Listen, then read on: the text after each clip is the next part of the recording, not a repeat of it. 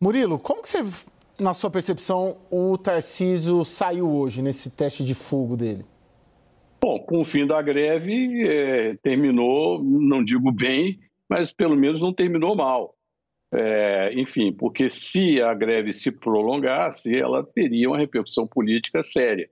Evidente que, por ser uma greve contra a privatização, ela termina perdendo o suporte junto à população.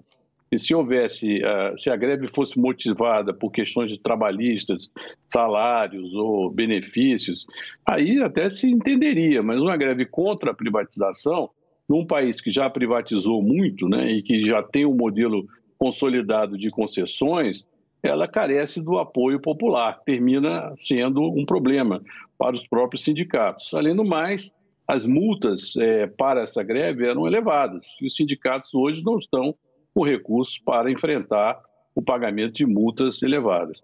Eu acredito que hoje a votação do projeto de privatização da Sabesp deve ocorrer em alguns meses. Provavelmente ele terá a maioria, sim, é um projeto de maioria simples, ele vai ter o apoio nessa direção.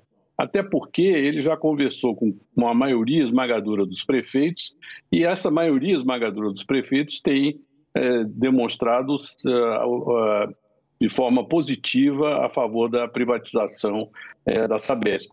Então, eu acredito que é um problema político, obviamente, ele não poderá, de maneira nenhuma, tratar do tema sem considerar uma prioridade para o seu governo, mas é possível que ele vença a batalha da Sabesp. E com relação à questão do metrô, isso aí vai ficar sendo um problema, porque há, evidente, uma politização da questão. Daniel? Caio, veja que desde 2006, quando a candidatura de Geraldo Alckmin, então no PSDB, foi bombardeada pelos petistas que o acusavam de querer privatizar tudo, ele teve que vestir um colete com a logomarca de Caixa, Banco do Brasil, Petrobras, Eletrobras. A opinião pública mudou muito com relação a esse tema. Nas pesquisas mais recentes do Datafolha, por exemplo, o que se tem basicamente é a população dividida. Metade apoia privatizações e metade não apoia. Então o cenário mudou muito. Defender abertamente privatizações não é mais o tabu que era antes. Tanto que você tem em vários governos estaduais, se não é uma bandeira tão tradicional do PT, e até o PT tem uma política mais aberta sobre concessões na área de infraestrutura hoje, por exemplo, você tem diversos governos estaduais que estão levando adiante essa agenda. Você tem no Paraná a Copel, a Sanepar, vários projetos. Você tem em Minas ali uma tentativa de emplacar um plebiscito sobre Copasa e sobre CEMIG. O Rio Grande do Sul acabou de privatizar a Corzan. E você tem, principalmente na área de saneamento, um desafio muito grande, que são as concessões, entregar para o capital privado, entregar para os acionistas privados fazerem investimento em saneamento. O Brasil tem metade da população sem coleta e tratamento de esgoto. São 6 mil piscinas olímpicas por dia de dejetos in natura despejados nos rios e nos mares brasileiros. Só o dinheiro público não chega para dar conta de universalização do saneamento básico. Vamos dar uma olhadinha aqui. A gente separou aqui numa tela as privatizações, as principais, né, que estão nos planos aí do Tarcísio de Freitas. Está ali a Sabesp, né, que ela está hoje aguardando a remessa do projeto para a Assembleia Legislativa. Há a privatização ali de linhas do metrô, né? A consultoria está fazendo um estudo sobre possíveis modelagens. Tem a CPTM, né, que são os trens. Aqui, parte já está definida e outra parte ainda vai ser repassada à empresa que vencerá a licitação para o que vem sendo chamado de TIC, né, que é o trem intercidades, um deles, por exemplo, interligando São Paulo e Campinas. E tem a EMAI, né, que é a Empresa Metropolitana de Águas e Energia, né? A consultoria está fazendo um estudo sobre possíveis modelagens. Murilo, na minha percepção e apuração, eu tenho acompanhado bastante esse assunto. Hoje, 3 de outubro, né, salvo engano, hoje ele teria dificuldade de aprovar um projeto, mas isso não quer dizer que daqui a um mês ele não consiga. O Tarcísio, ele terminou de conversar com os 345 prefeitos que têm contratos com a Sabesp. Aqui em São Paulo são 645 prefeitos e agora vai começar um corpo a corpo ali individual chamando os deputados da base. Você vê, eu digo na capacidade política, a gente sabe a origem do Tarcísio, o perfil do Tarcísio, muito mais gestor que político, mas ele tem, isso me chamou muito a atenção, dificuldades também na base dele, ao centro e à direita. Hoje a greve, claro, ela foi promovida por sindicatos ali que têm ligação com partidos de esquerda, né? 2 dirigentes de sindicatos são filiados a PSOL e PCdoB, mas ele tem dificuldades na Assembleia com a base. Você vê um caminho para ele aí? Ou seja, o Tarcísio, ele tem verve política para tocar um processo desse junto com o Legislativo aqui de São Paulo? Cara, eu acho que sim, ele tem experiência política, porque ele trabalhou com privatizações desde o governo Dilma, não é? Enfim, então ele viveu várias etapas de negociações com os políticos para avançar concessões, parceria público-privadas. Agora, é evidente que uma privatização do tamanho da Sabesp implica numa negociação sofisticada e é evidente que ele vai ter que ajustar a sua forma de fazer política ao desafio, ao tamanho do desafio de privatizar a Sabesp. Eu aponto ainda que outros lugares fizeram privatizações também, no Rio de Janeiro, a SEDAI, Alagoas, a Casal, enfim, há essa promessa de aumentar os investimentos, de antecipar o prazo de universalização dos serviços, isso tudo trabalha a favor. Agora, é evidente que ele terá que ter muita habilidade política. Ele conta ali com a presença do Kassab, Gilberto Kassab, no seu governo, que sem dúvida é um político muito experiente, pode ajudá-lo. Há também outros também que são experientes e eu acredito que ele, com essa disposição em negociar, ele vai conseguir aprovar o projeto, como eu disse, é de maioria simples. Ele recentemente aprovou a indicação para o Tribunal de Contas do Estado, que era um candidato dele, numa disputa ferrenha também. Agora, o mundo político, Caio, sabe que a Sabesp é a joia da coroa. Também não vai vender o apoio barato, vai exigir compensações, vai exigir bom tratamento, acesso, negociações, enfim. Então, não é um passeio no parque. Vai ter dificuldades, mas eu acredito que ele conseguirá superar o desafio. Teve um dado interessante, né, que hoje essa greve acabou antecipando a disputa política pela Prefeitura de São Paulo no ano que vem, né? O Ricardo Nunes, que é o atual prefeito aqui da capital paulista, saiu em defesa do Tarcísio de Freitas. Ele escreveu nas redes sociais: lamentamos que nossa população seja prejudicada por uma greve ideológica apoiada por partidos como o PSOL, da presidente do Sindicato dos Metroviários. Uma greve que não está sequer respeitando decisão da Justiça. Estamos trabalhando para ajudar aqueles que realmente trabalham.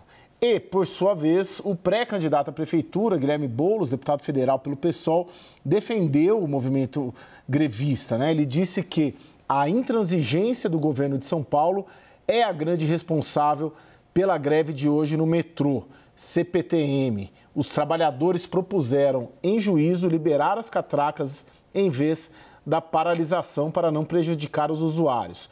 O governo estadual recusou a proposta e apostou no conflito e não no diálogo. Ô Murilo, você notou isso também hoje, uma certa antecipação de 2024, que vai ser uma arena importantíssima aqui, Lula deve entrar aqui, Bolsonaro deve entrar aqui também, próprio Tarcísio? Caio, quando a gente discutia aí a questão do déficit zero para o ano que vem, da possibilidade de contingenciamento, me passou pela cabeça o fato de que o ano que vem é um ano eleitoral. Então, todas as decisões políticas que ocorrem, todos os grandes acontecimentos políticos são influenciados diretamente pelas expectativas eleitorais do ano que vem. É evidente que uma greve que é feita a partir de uma posição contrária à privatização do serviço metroviário e também da Sabesp, vai dividir o campo político entre aqueles que apoiam Tarcísio e aqueles que são contra Tarcísio. Isso reflete, obviamente, também na disputa pela prefeitura. E aí Boulos e o prefeito Ricardo Nunes se manifestam a respeito do assunto. Claro que tudo agora, na medida que nós vamos chegando no ano eleitoral municipal, será utilizado como como ingrediente para uma narrativa política e eleitoral. Caio. Daniel, você pediu a palavra? Caio, só é importante notar que hoje, misteriosamente, o deputado federal Ricardo Salles postou uma mensagem em suas redes sociais dizendo que está de volta ao jogo, muito provavelmente numa alusão à sua desejada, ele deseja, a candidatura à Prefeitura de São Paulo em 2024. O curioso ali é que o entorno mais próximo de Bolsonaro está olhando com ressalvas esse apoio do PL, já está um pouco desconfortável com o apoio do PL do próprio Bolsonaro ao Ricardo Nunes. Então pode ser uma alusão mesmo a uma volta da candidatura a Salles. E aí é um cenário muito desejado pela turma do Guilherme Boulos. Eu conversava mais cedo com dirigentes do PSOL aqui que acham o seguinte: se a eleição polarizar entre Guilherme Boulos e Ricardo Salles novamente, a avaliação que se faz na turma do Boulos é que o peso do apoio de Bolsonaro custa muito mais para aqueles que não são bolsonaristas, que rejeitam o bolsonarismo, do que o peso do apoio do Lula àqueles que rejeitam o Lula. Então, quer dizer, ter o apoio do Bolsonaro é muito mais pesado nas eleições municipais do que o apoio do Lula, no entendimento de Boulos. Então, uma candidatura mais polarizadora como a de Salles, na verdade, no entendimento do pessoal da esquerda, favoreceria o Boulos na eleição de 2024 em São Paulo. O Murilo, eu queria tocar num ponto contigo a respeito dessa greve. Na sua avaliação, ela mostra os sindicatos voltaram? Os sindicatos estão fortalecidos com o retorno de Lula ao poder ou são coisas distintas? Se não fosse o Lula presidente também e o Tarcísio governador, teria também uma greve como essa?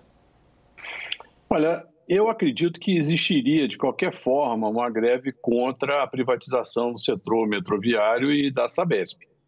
Agora, é evidente que os sindicatos, numa conjuntura com o Lula presidente, ganham musculatura, ganham autonomia, ganham maior conexão com o governo federal, tem um ministro do Trabalho que é ligado ao movimento sindical, o ministro Luiz Marinho.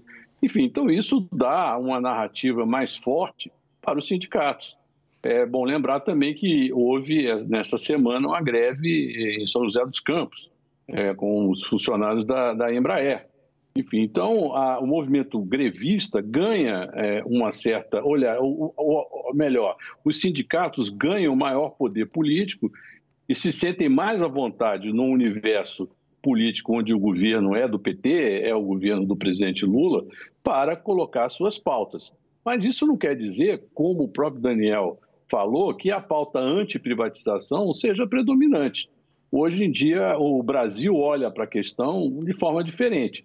E os sindicatos, desde que perderam o imposto sindical, ainda estão fragilizados na sua capacidade de mobilização. Tanto é que tentam a volta do imposto sindical para que tenham recursos para mobilizar suas campanhas. Caio. Ô Daniel, ficou bem claro ali os projetos antagônicos, né? E isso é bem interessante toda vez que a gente trata de Tarcísio e Lula, né? São Paulo hoje defendendo uma agenda mais liberal na economia e Brasília defendendo, de certa maneira, um intervencionismo, um estatismo maior. Isso fica bem claro num dia como hoje. É verdade, Caio. Eu me lembro de conversas com secretários hoje, com auxiliares de Tarcísio de Freitas, que hoje fazem parte do secretariado no governo de São Paulo, e eles diziam, desde o início do ano, que o objetivo de Tarcísio e da equipe que o ronda, que o cerca, era transformar São Paulo num enclave liberal e democrata. Até brincavam com o seguinte, friso no democrata.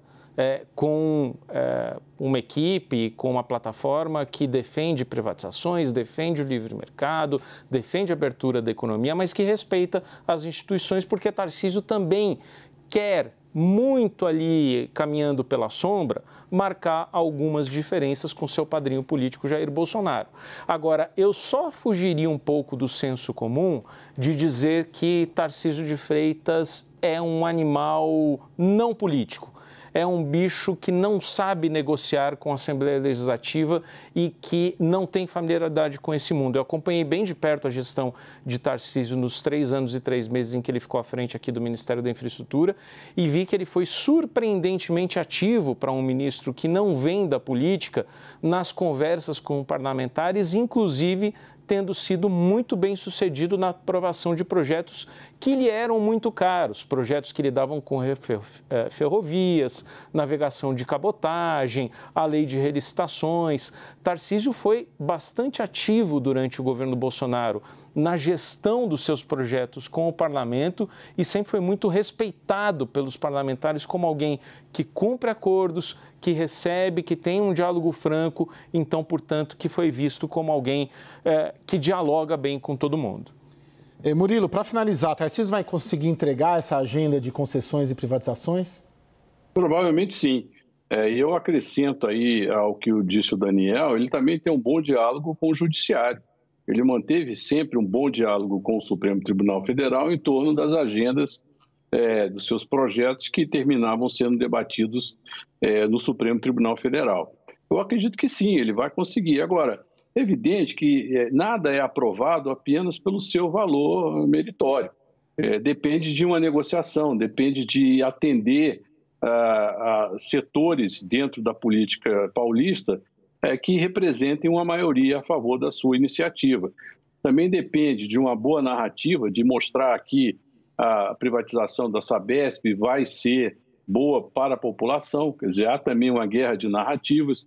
Enfim, não é, como eu disse, um projeto trivial, principalmente pelo fato de que o ambiente federal é controlado pelo PT. Agora, eu queria dizer, fazer não um reparo, mas uma observação a respeito desse pretenso antagonismo liberal Tarcísio e estatizante Lula. Eu não vejo o governo do presidente Lula como absolutamente estatizante. Ele vai levar dentro da sua forma de fazer política, vai ter espaço para a iniciativa privada forte. Inclusive, no próprio PAC, há uma previsão de investimentos privados muito grandes. O governo federal sabe também que não há recursos públicos para investir em infraestrutura sem a participação do capital privado. Então, eu não vejo também aí uma situação de antagonismo. E isso, provavelmente, pode beneficiar os projetos de Tarcísio em São Paulo. Caio. Murilo Aragão, CEO da Arco Advice, cientista político. Muito obrigado, hein, Murilo? Obrigado, Caio. Obrigado, Daniel. Um prazer estar com vocês. Boa noite a todos. O prazer é todo nosso. Daniel, muito obrigado e até amanhã. O WW termina aqui. Fica agora com o grande debate. Boa noite.